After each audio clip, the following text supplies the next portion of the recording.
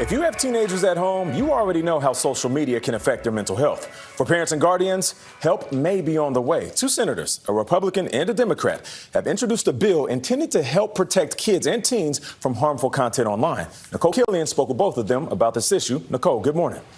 Hey, good morning to you, Nate. This bill is called the Kids Online Safety Act. It was actually introduced in the last Congress, but these senators are bringing it up again because they say the youth mental health crisis is only getting worse, and it's time to put in more guardrails.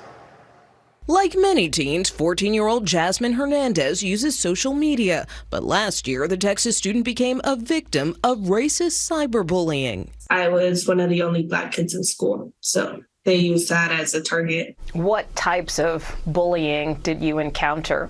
It was a lot of cyberbullying with pictures of me imposed on someone hanging on a tree, or the KKK surrounding someone burning on a cross. Jasmine missed school for 3 weeks and spent the rest of the year in counseling. One of the things that the licensed school professional counselor said was if she did not have the faith that she had, she would have committed suicide. That's major to me. This is my baby we're talking about.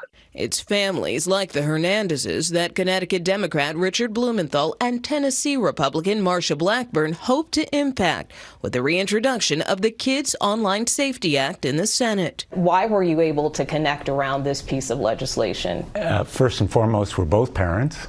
It may be at one of my grandkids' ball games, and parents will come up and they'll say, you know, I saw something online. Their bill would give parents new controls to identify harmful behavior and report negative content. It would also require social media companies provide options for minors to protect their information and disable addictive features. There would be a responsibility on these platforms to monitor what is there, things that cause self-harm. According to a recent CDC survey, nearly 1 in 3 teen girls seriously considered suicide. And the senators also point to studies showing teen depression doubled over the past decade. We're in the midst of a mental health crisis, and moms are coming forward and saying big tech is aggravating and exacerbating, in fact, profiting from driving toxic content at kids, eating disorders, bullying,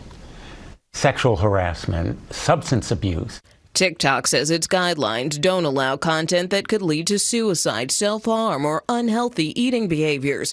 Meta, which owns Facebook and Instagram, told CBS News, "We've developed more than 30 tools to support families and will continue evaluating proposed legislation."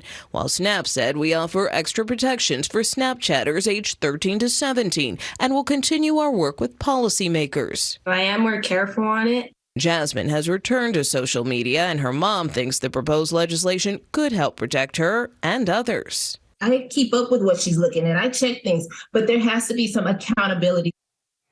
This is one of several bills targeting social media, and it's an issue that's increasingly finding support among Democrats and Republicans. Just this morning, Senators Bill Cassidy and Ed Markey introduced a bill that would protect kids' privacy online. And last week, another bipartisan measure was proposed that would bar kids under the age of 13 from using social media. Tony? All right, Nicole, we will keep following it. Appreciate it. All right, up next, Vlad Duce has got the stories we'll be talking about today, including